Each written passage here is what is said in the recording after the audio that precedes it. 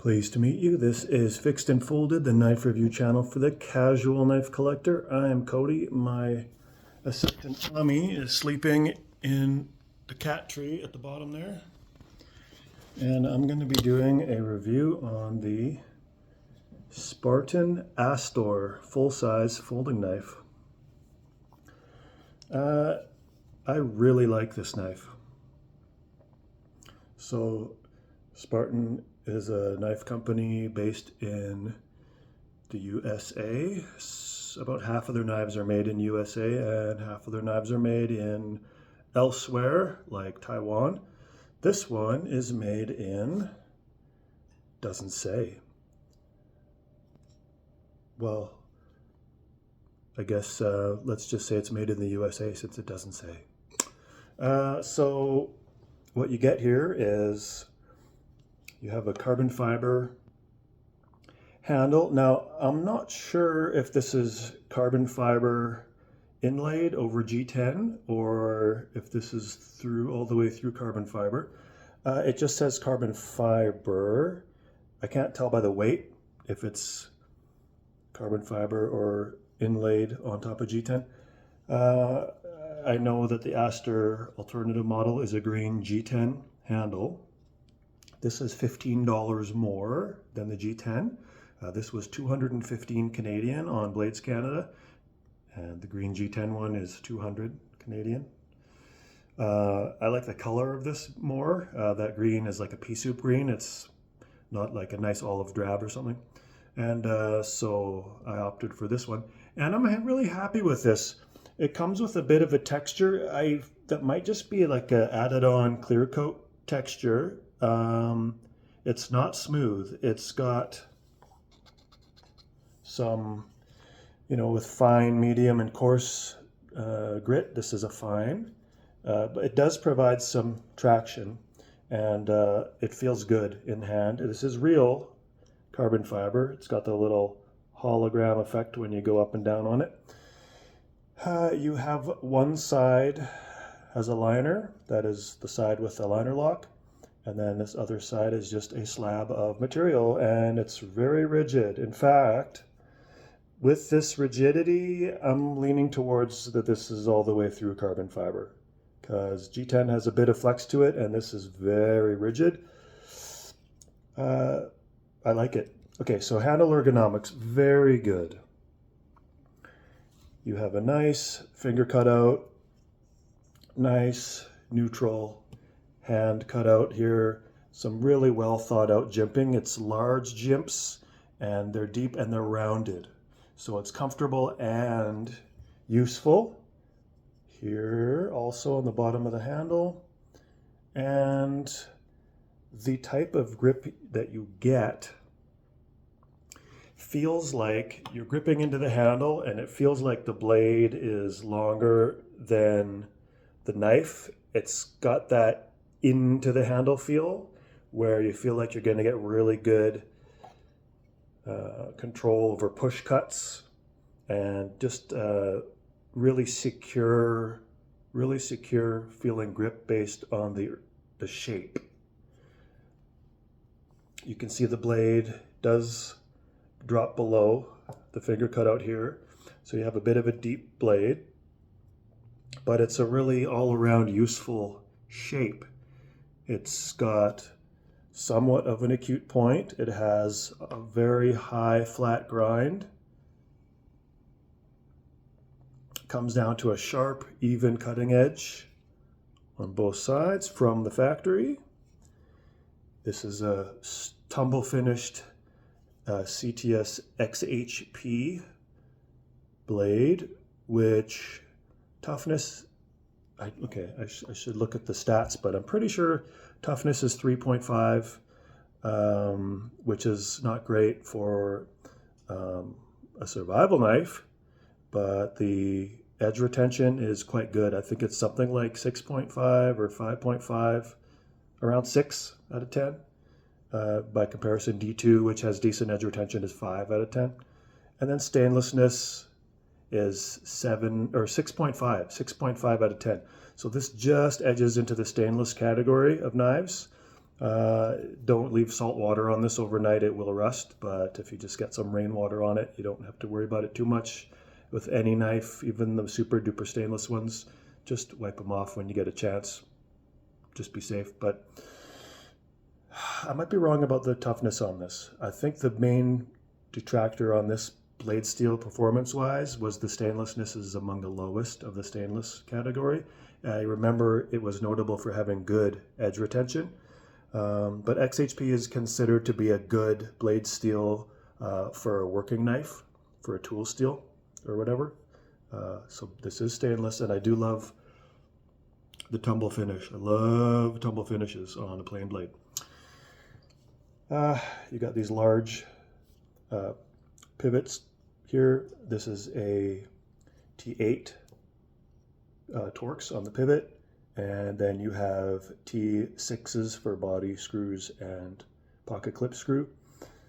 The handle design, again, it's comfortable in reverse grip, it's comfortable in saber grip and hammer grip, and you can choke up. You can, of course, do thumb forward, very well thought out, nice little cutout for doing a draw cuts. You can use this as a choke up because it goes down so far and goes across enough that you can see I got extra large, I wear extra large gloves and I have big fat fingers, but there's enough of a protrusion and a flat that I feel like I can safely get there and do some controlled fine detail work if I need to do that. Really well thought out blade and handle design for all around use. Blade stock thickness is on the thick side, you can see here. It does a full taper from the beginning of this finger cutout here, so from about here, so I'd say the last 2/3 it begins the taper down to not a needle point, but down to a fine point.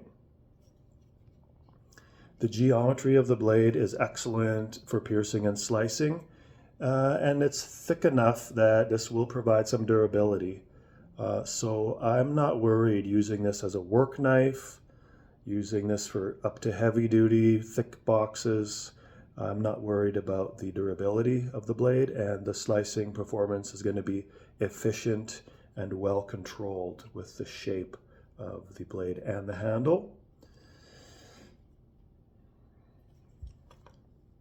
Handle thickness is, I would say, medium for a full-size knife. Just to compare, I'll do one that is a notably thin handle on the Spyderco Paramilitary 2, and you can see that this is thicker than this handle. And of course, there are going to be thicker handles on other knives. So this is in the middle, medium thickness. Fit and finish is excellent. The blade came perfectly centered out of the box. You have these cool styled thumb studs that just have these little 3 indents on each side. The shape, it just tapers down at the end, and it's not stepped. It's just a nice smooth machine taper, and it works very well for thumb deployment, and you've got a nice good space and a kind of a centered space between the thumb stud and your cutout here, so you have very easy access to deploy with either the joint of your thumb to do a slow roll or to do a thumb flick. If you do a little bit of wrist, we'll flick open, and that's the only, I guess, a tip. You can also do a thumb tip open, slow roll. So those are the methods of deployment for this. You can just use the thumb studs only. Spartan uses oil-infused phosphor bronze washers for this. I don't know what they do with the oil infusion, but this does feel perfectly smooth. It's not, I haven't adjusted the pivot tension from the box. but it does feel like a controlled, smooth deployment. It's not loose at all, like in a drop shutty way. This will not drop shut. It has a secure tension on it, but that's good for, it feels safe. You have to intentionally deploy and return it to the handle. And again, it is very smooth. So you have a nice consistent tension on it. From the box, this model, the tension on it is between medium and firm, not light. And I know that could be adjusted with the pivot screw, but I don't want to muck with the centering. And so this is a little bit fidgety. You just got to put a little bit of force into thumb flicking it and then do a little wrist flick. But it is easy to access the cutout in the liner for release, and it has been chamfered. If you can see there, Spartan has chamfered the inside to make it comfortable and give you more space to access it with your thumb. You kind of push diagonally down this way to release it. I'm pushing down and to the side, and it is easy to do. So this does not feel like a cheap knife. This feels like a very well implemented knife for design.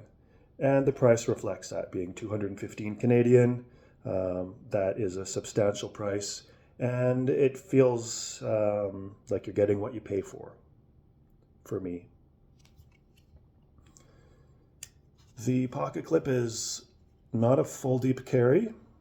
This much pokes out, which is annoying, right? If you want it to be, why not just have it that much higher? You know, I like to either go tactical carry, where you got enough space to grab if you need to, or full deep carry where it's hidden from public. Regardless, very comfortable in the hand. I don't even feel it. Don't even feel it. You can see there. And the bill is a little bit lower than the spine, so this is not going to be a hot spot. The tension is medium. You can see there, medium tension to release it. And this is smooth enough that you shouldn't have any problem getting this in and out of your fabric. This is not perfect. You have an inset clip spine, but the screws are not inset into the handle, but the screws are rounded, and so these shouldn't catch on your fabric. Maybe if you really lightly tuck it in, these might catch, and then you'll have a tactical carry where you can pull it out. But if you just give it a nudge, it will go down all the way. So I've never minded protruding screws as long as they're rounded. So I really don't care about that feature. It's fine. I'm not going to deduct any points for the screws not being inset because the tops are rounded. Yeah, I mean, I have to give this a really high score. When I look up at pictures of the knife, I always found the blade shape to be animal-like, like bird-like, maybe like a woodpecker or a stork or a crane or something. And that's why I never ended up buying this when I was looking at all the other nice Spartan folding knives. But having it in hand, my opinion has changed. It just, to me, the shape of the blade very well suits the shape of the handle. And once you get it in hand, I see why the shapes are, they're all being designed with ergonomics and utility in mind over traditional, I don't know, looks. So in the same vein as like Spyderco, which emphasizes performance over, function over fashion. It's the same way with this Spartan Astor, but this, in my opinion, is marginally better looking than most of your Spyderco knives, but also very useful design. No blade play, left, right, up, or down. This is going to be a solid working knife or large, like full-size EDC knife. Could you do survivaling with this? Yeah, you could. It's not going to be the best survival knife because, well, probably the best survival knives would be fixed blades and maybe Scandi grinds or extra thick, I don't know, like this Recon M1 here. It's going to be a more usable survival knife with a super durable triad lock. But if you have to for a couple days, this is all you got, and you got to do stuff with the knife survival style, yeah, you can use this if you have to. So really good. This falls into that knife category of all around, full size, all around pocket knife. Like Benchmade Freak, Spyderco Bodacious, Benchmade Presidio 2, and Recon 1, Cold Steel Recon 1. That category of knife, in terms of just all around, does everything decently well. You don't really have to worry about it. Not a gentleman folder. This is not flashy. It's understated.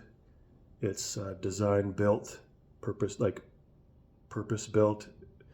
It's not supposed to impress anybody, but it is understated and a little bit classy. And it's not, it's not super plain. It's not super boring. This is a pretty generic looking knife design. It just doesn't say I have character. This is a pretty generic knife design. Doesn't say I have a lot of character, but these knives themselves have their own really desirable, features that make them desirable once you go in depth on them. But this one's got a little bit of unique character to it. And the feel in hand, I really resonate with this secure, controlled, solid, multi-use, multi-option feel in hand. I say, for me, my impression of this closest knife that I've been reviewing, I think of like a Benchmade Presidio 2 as a knife that's very similar to this in terms of theory of use, as just an all-around, easy to use, well-designed knife. So I have to give this a 10 out of 10. Got to give this a 10 out of 10 for the price, $215. If Spartan went with MagnaCut and charged $50 more, I would pay $265 for this, and then that would also be a 10 out of 10 knife for that price point too. As it stands, for $215 Canadian with XHP steel, good edge retention, beautiful tumble finish, just overall good feel in hand, satisfying. I agree with other knife reviewers that the Spartan Astor is one of the most overlooked knives, one of the most underrated, one of the most under the radar. Once you have it in hand, you're gonna really like it. Possibly an evergreen knife. This might last the test of time and might get some due attention eventually. People look back and go, oh, this was actually a classic knife. I really wish I bought one. So I do recommend that you go out and check out the Spartan Astor knife, full size. I'm going to do a quick size comparison, give you an idea where it fits in. So we got medium size knife. I could fit all my fingers around the handle. This is the size of a Spyderco Para 3 or Benchmade Bug Out. This is the North Arm Skaha 2 in MagnaCut. Beautiful knife. And then you got your full size category. So see, I got generous amount of hand space on the handle here. This is your Spyderco Paramilitary 2. This is the same size as your Benchmade Freak and your Ontario Knives Rat 1. Rat 1 might be a little tiny bit bigger. And that is the same size category of the Spartan Astor. So it goes into the full-size knife category. You go a little bit bigger and you got this Kaiser Begleiter 2XL, which has this beautiful coil spring pattern sanded onto the handle from the factory with this 2025 edition. And that was enough of a little visual feature to get me to buy one of these again, and really appreciate the design. And you go a little bit bigger still and you get your Recon 1s from Cold Steel. This is a Recon M1 with Magna Cut. And this is I consider it to be the beginning of extra large knife size. You can see if I were to be wearing gloves, extra large gloves, I would still have extra handle space. So someone even with double XL hands and gloves could get good use out of this knife. So this is your, beefy, big knife. And of course, especially with Cold Steels and, some other brands, you can go way bigger if you want to. But you get an idea here where the Spartan Astor fits in. Just as a final point, I'll do a weight and measured dimensions for you. So I'm going to weigh this, and it's going to be 5 ounces on the dot. So my criteria, my subjective criteria, if it's under 3 ounces, it's light. If it's between 4 and 5 ounces, it's medium. And if it's over 5 ounces, it's heavy. Be right at 5 ounces, you're bordering medium and heavy. That doesn't take into account the sizes of knives. And so for a full-size knife, this certainly doesn't feel heavy. It doesn't feel light. It does feel what it weighs. It feels like right on the cusp of medium and heavy. But it feels like it suits the job of this knife as being a working knife, up to heavy duty, tough knife that can also slice and pierce well. So yeah, it feels like the weight suits the implementation, suits the purpose of the knife. I like it a lot. 10 out of 10 knife for me. Do the stats here. So you got a cutting edge, which is pretty much identical to the blade length as it goes into the handle here. So 3.5, just over 3.5 inches blade length, and a cutting edge of 3.5 inches. You can see there's a bit of a high point here where I measure it, blade length, and the cutting edge is just a little bit forward of that. 3.5 inch cutting edge. You have a total handle length of 4.75 inches and a usable handle length of 4 inches starting in the cutout here.